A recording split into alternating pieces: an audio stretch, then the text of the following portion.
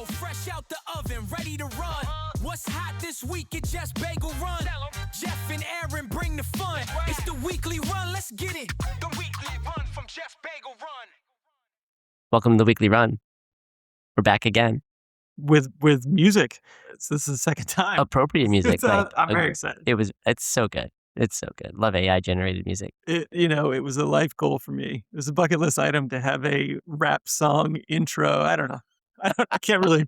It's hard to. It's a big moment for me. That's what I'm trying to tell you. All right. I mean, you wore no one can see this again because we're a podcast, not a YouTube channel yet. But you're in you're repping the 3-stripe life. You got your Adidas tracksuit on. You're I just wish I had pants, like matching pants. I could really. We could do that. We can make that happen.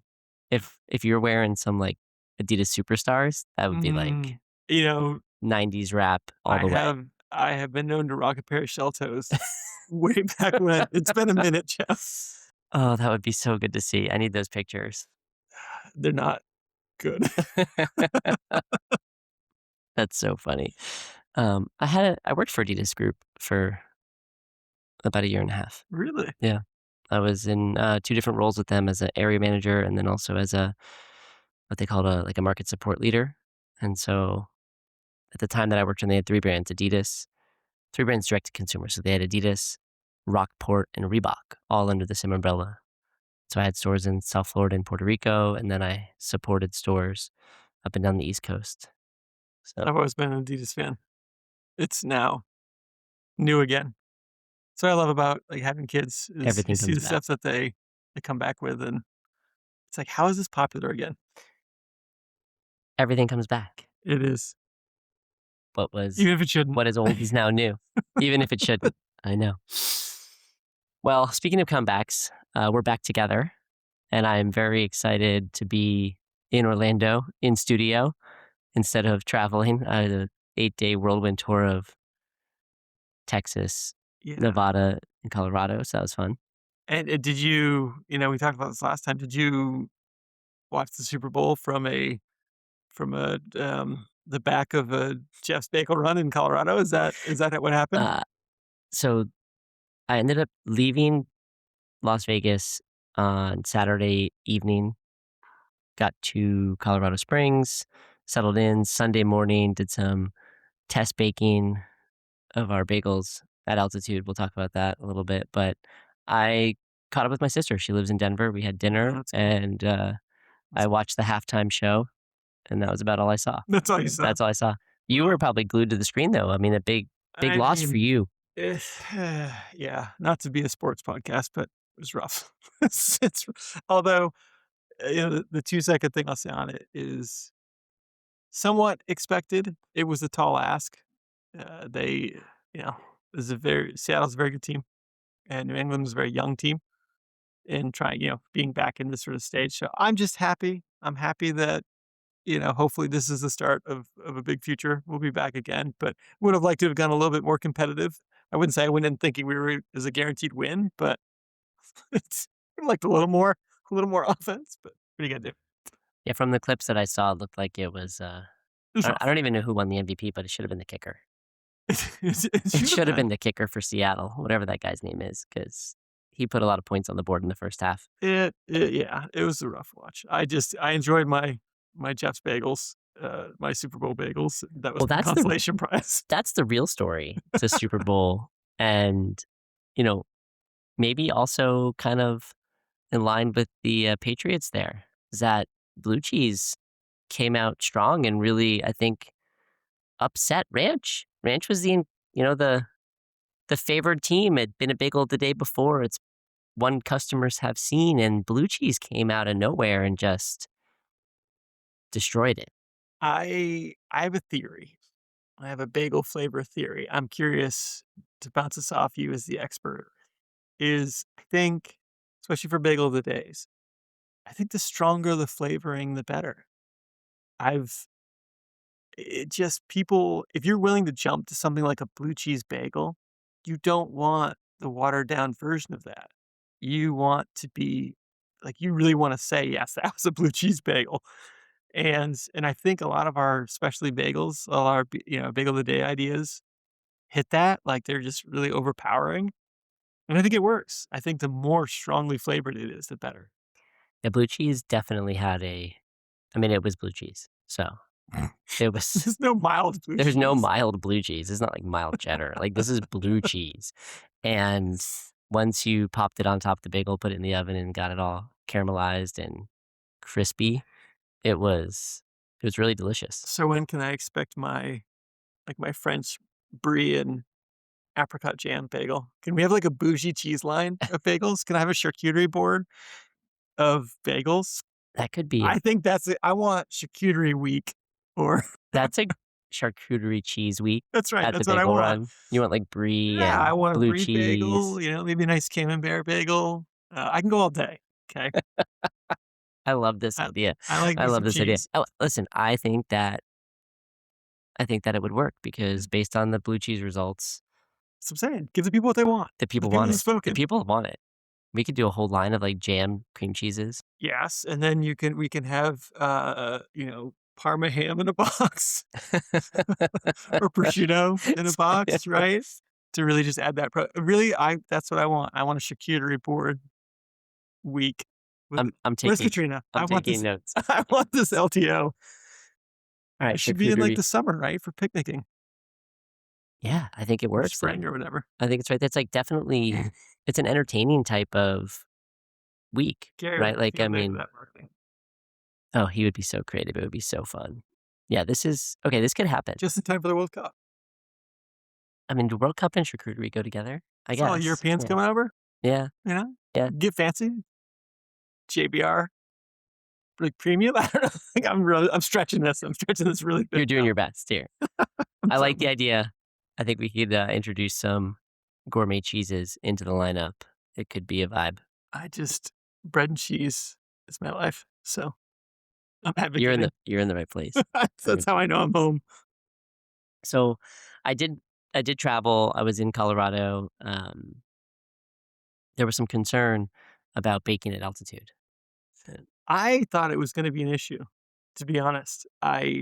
Maybe just my scientific Well, orientation. what do you know about baking at altitude? Nothing. I just thought to myself Okay. that having been at altitude, like my lungs don't work the same. So I figured probably it would affect baking. It's a pretty solid approach. It's just logic, right? With no knowledge of baking dynamics or anything like that. I'm like, just different is different. So I expected something. The most I had ever experienced baking at altitude was kind of what I would see on the side of like a brownie box. That was Oh, like it's just like the generic. If you happen to live in the mountains. if you're baking at an altitude over like 5,000 feet, add a tablespoon of flour to your brownies or whatever.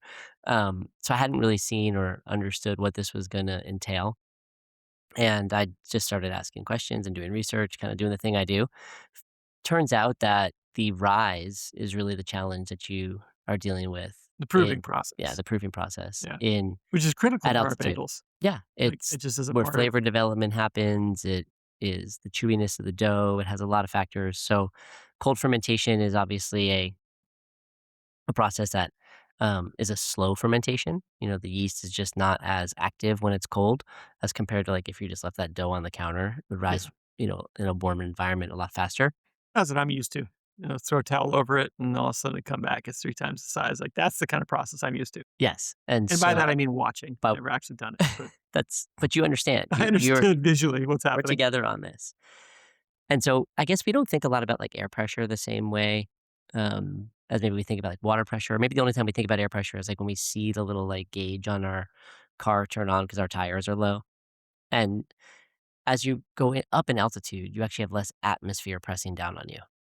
So if you are trying to visualize like that, like imagine like when you're swimming in water, right? The deeper you go, the more pressure you feel. Same thing Makes works. sense. Same thing works in the air. Air has weight, even though we walk through it, we don't feel it. It has weight, and the atmosphere pressing down on you at almost or a little over a mile high in Colorado Springs is less than the atmosphere pressing down on you when you're at sea level, and that means that the dough rises faster because there's less pressure against it.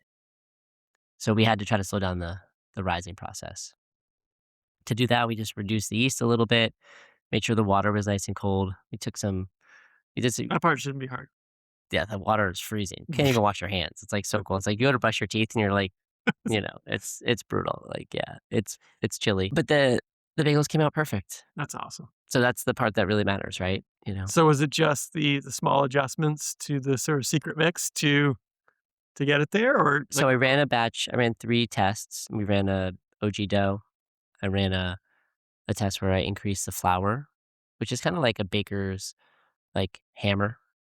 just to It's like just adding flour to something will definitely change the hydration. It changes a lot, but yeah in our case, a few hundred grams of flour definitely slows down the rising process. And then I also tried a reduction in yeast, and the original product was really perfect. I think that our test is going to be we sometimes will have dough that goes from like a 24-hour rise, like a 48-hour rise, if we're looking at dough that's into the second day. yeah. And I believe as we operate in that market, we'll understand better if that dough has the same qualities that we look for. And if it doesn't, we'll just, make some adjustments in prep and be a little more dialed in to make sure we don't have any 48-hour dough. But all things considered, bagels were delicious. That's what's it. I don't know, that's just wild to me that like we have to scout locations and test And this things was like this was the first time, that we've experienced a pretty dramatic like weather difference. but You know, Vegas was nothing, Vegas right? was Like I mean, it's obviously significantly drier than much drier than Florida. Florida, but like is that I guess it's not really as impactful. We did adjust a little bit of the dough felt a little dry, so we did add a little bit of water in Vegas, but it wasn't so the hydration percentage is like a variance of like a half to 1%. So Yeah. it's not a tremendous difference, but it's enough to know. And I think what a lot of people don't I mean, like, if you live in Florida, I guess you realize this. I don't wanna say a lot of people don't realize, like, you walk around outside in the summertime or really any time of the year in Florida, and it's sticky. It's humid. You're wet. Like, you just go outside, you're wet. It's like your clothes are stuck to your body. I like to think that we're well hydrated, but yes. We are well hydrated, This is and the way I prefer it to be. we are experiencing the same thing with the dough. When we were in Vegas. It was a little dry, so we just added a little bit of water. So, really happy with the bagel product in both places. My sister ate some of the bagels as a I aficionado. was gonna say she should be a qualified. She's been eating the bagels for a while, so she was like, "They're great. That's awesome. Check a box." I mean, I mean, it was a bit like I think it relieved Danielle the most. yeah, yeah. As somebody that is ultimately gonna have to manage all of this at scale, then yes, Yeah, I can see that was a nice shit. she said, "How was it?" And I was like, "They were great." I sent her pictures, like, "They look awesome." So, That's it's curious to think about what else we might encounter along those lines. I can't really think of anything other than altitude, just because baking, like you said, that's sort of the first thing you'd think to. I mean, we checked off some humidity. We're not really gonna beat can't beat Florida well, and we're not gonna get worse than Vegas, probably. I don't know. Like certainly not in the United States. from a dry Yeah, air. yeah. Oh, yeah, it's like dead That's I center. mean, like that's pretty close to the I mean, Colorado Springs, that area is kind of alpine desert. yeah. So that could It's also be pretty that's a good it's, like, high and dry. yeah. Um, I think the first hurdle we really faced was back when we opened Wake Forest, the wintertime there, and Yeah, it was the first real it's kind of the first test out of of market. like new low temperatures. Yeah, lower temperatures, and so I think it's just a matter of making sure the dough temperature is right as it's coming out of the mixer before it goes into the fridge to begin its overnight proof. I found that's one of the most interesting things about sort of scaling a business like this is I mean, obviously brand consistency from a quality standpoint is super important, right? They should taste the same everywhere you go. That's an easy thing to say, just as like an obvious bar to set. But then when you actually go and you're responsible for,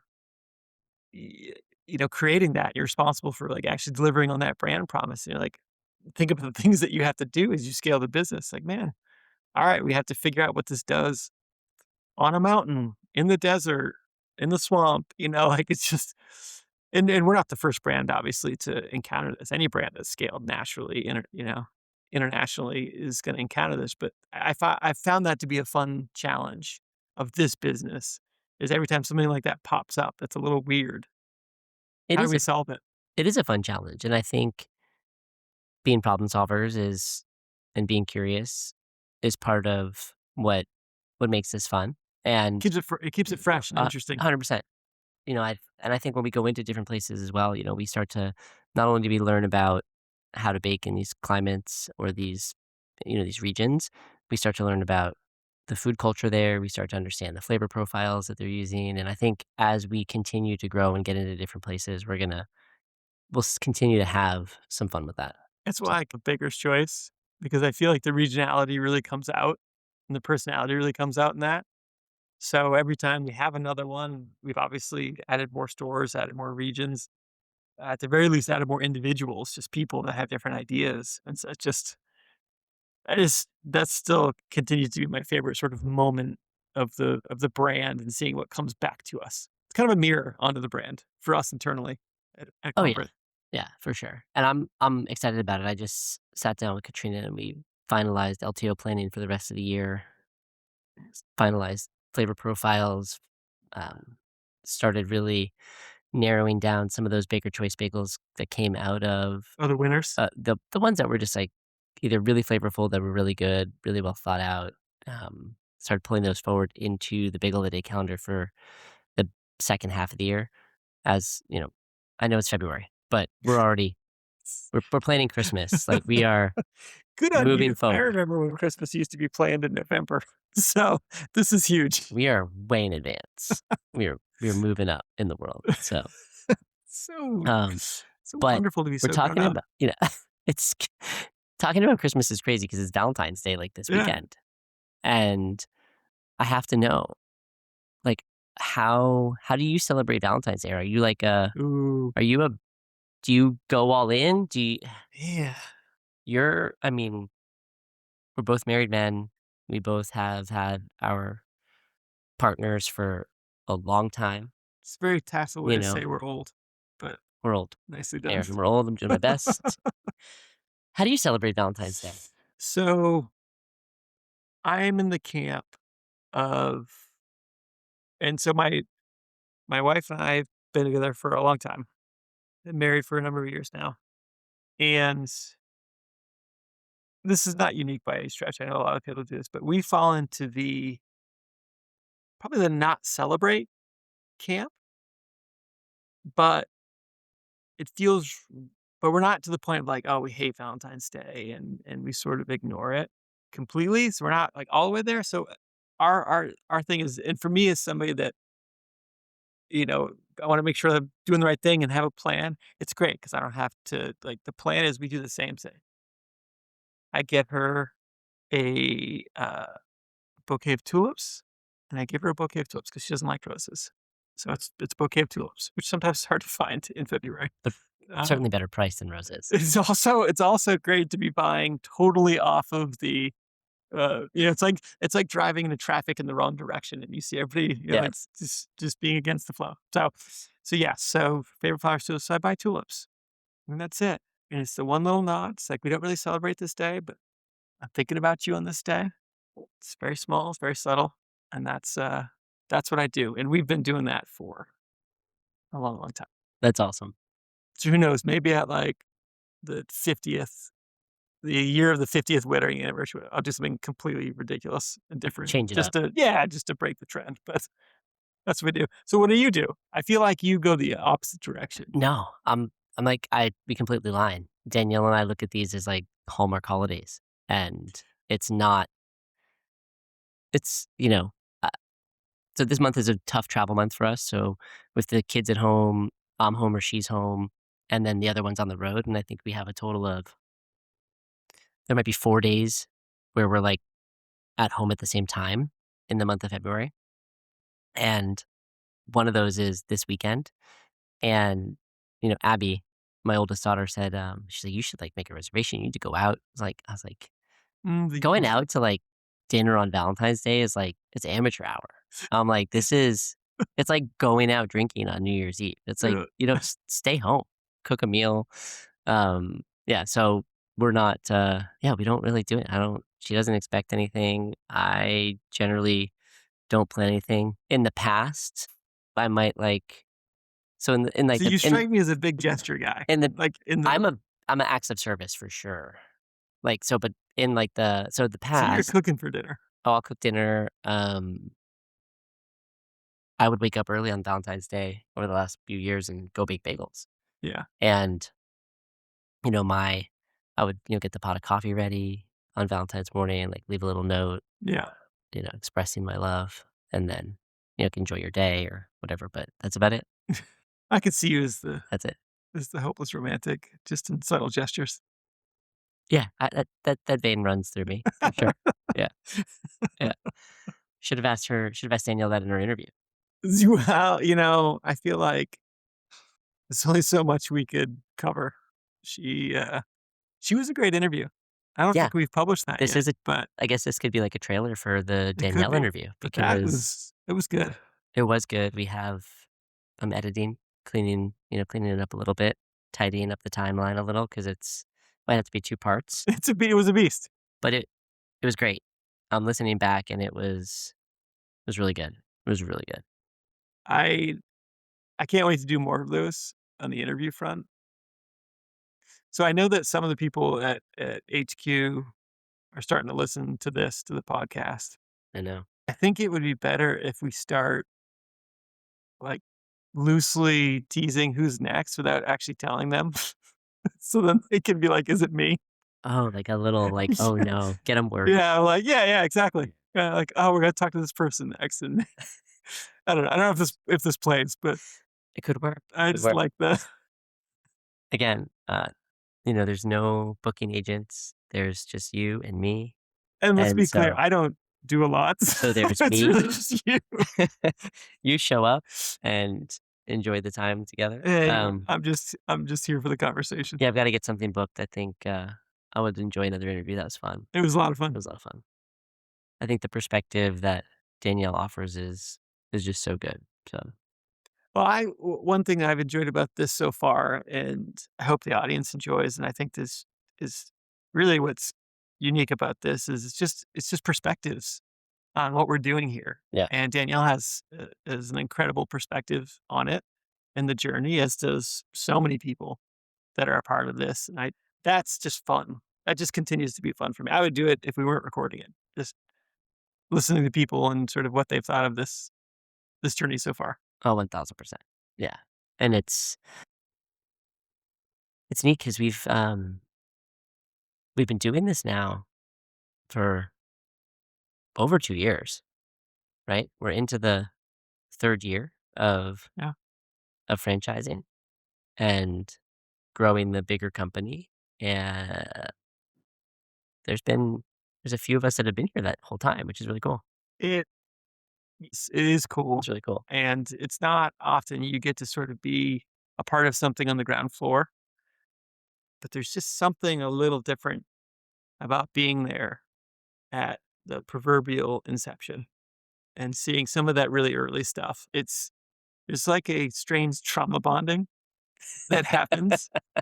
And anytime that I've been early in a startup, I've maintained those connections and those sort of relationships much later, companies later.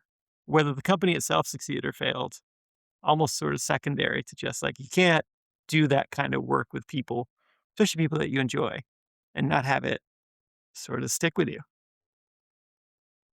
So it's fun to be a part of that here and then hear about it. And then again, we get this nice sort of vehicle to sort of give a peek into what that's like. Yeah, now we got the platform to share that with the world. I, I think about, like, Josh and Burr because I think they were the 1st and 2nd employees, like, Yeah, hired. they were Literally in front number of me. 1 and number 2. Yeah, they were in front of you. Then we had to hire you to keep them in line, but no, just teasing. They're always in line. But it was great. They were in the office yesterday. It was a packed house It was yesterday. packed house. I mean, you did promise desserts, so I had dessert hour at the Bagel Run. it was the first thing that was said to me when they came in, was, "So, wait, now where's the" Where's the dessert bar? you said, I mean, you came through though. You came through. Yeah. We snacked all afternoon, but, um, and then Enjoy I made we talked about that because you booked that appointment, and I made some comment about or some joke about Taco Tuesday because it was Tuesday yesterday when we had this. It came in. So the second thing they said after saying where's the dessert time was, what about that Taco Tuesday you were talking about? So now I owe him a Taco Tuesday, Okay, which I didn't. You got to watch what you let's say. These go. guys are. I'm here for It's this. going on the calendar. I'll put it on everybody's calendar. Put it on the calendar, Taco Tuesday. I love it. I don't need an excuse. I mean, we could do taco any day. Honestly, This is true. it's next to bagels. It's probably my most preferred delivery method for Oh, really? food. Oh, I love a good taco. Oh yeah, We've got okay. So we do taco night at least once a week in our house. is that so? But you actually Danielle's telling us you guys. It's just homemade tacos. Oh yeah, yeah, That's a lot. At it's home, great. though. Well, yeah, I mean, it's gotten a lot easier with kitchen gadgets. Like the Instapot is like my best friend. There's no slow marinating beef or pork or chicken. You Yeah. just pop it in. It's done an hour later.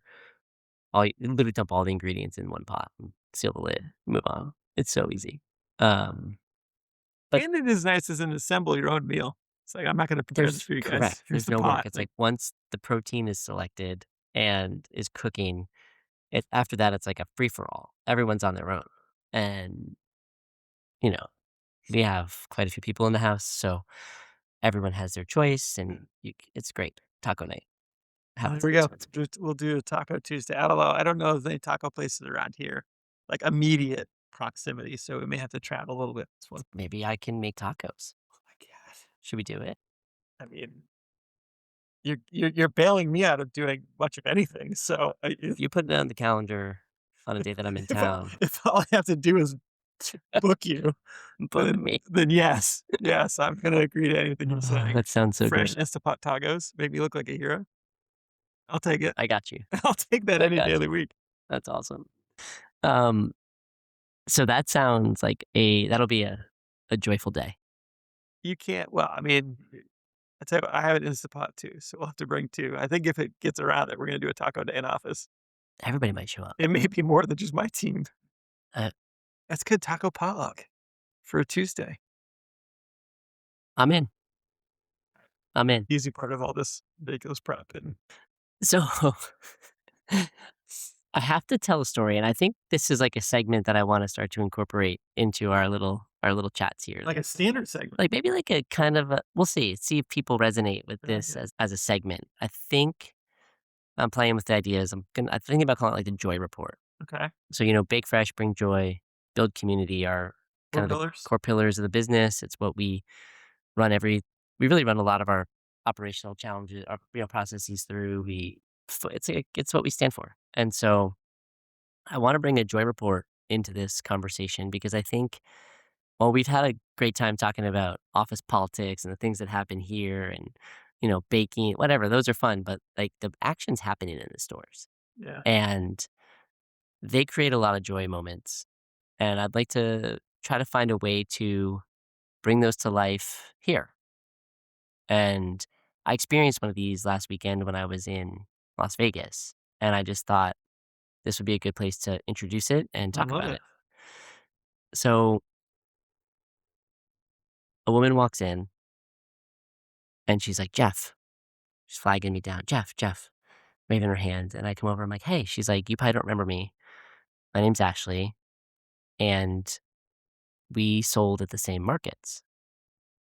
And I'm like, I was like, the Summerport, makers markets? She's like, yeah, in COVID. She's like, This is like OG early days of Jeff's.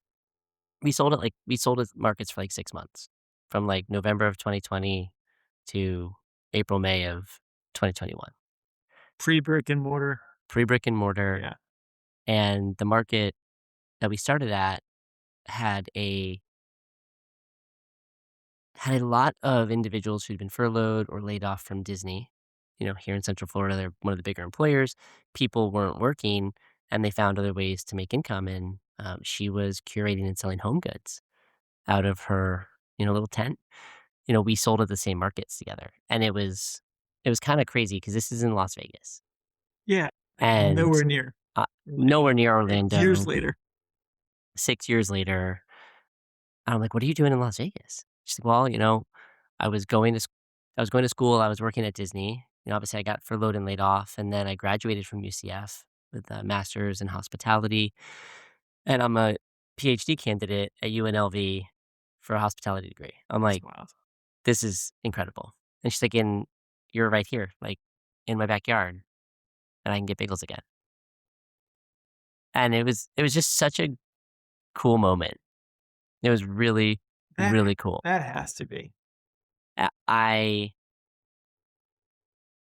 we talked about this last time. This had already happened. This happened after we talked. So this is Yeah, like because you had the window banging I had the window banging lady. experience before that on Wednesday. I've already had people who are like, I bought bagels from your porch. Yeah. And now fast forward to Saturday, it's like 3 days post the previous recording. And Ashley comes into the shop and she's like, we sold at the same markets.